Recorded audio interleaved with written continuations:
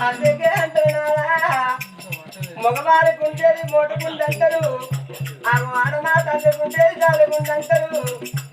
కనుకున్న బిడ్డకు పెట్టినా పోయకున్నా అమ్మగారి ఇంటి మీద కింద దాసలు ఉంటాయి అంటారు నాదా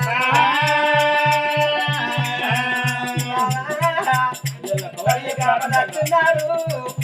కన్న తల్లి కాపదట్టున్నాడు అత్తగారింటి గడ బిడ్డ ఉన్నాడు నా బిడ్డకు వార్త తెలిసిన్నాడు నా తల్లిని కాపదట్టున్నాడు కొట్టుకుంటా మొత్తుకుంటాడు బిడ్డ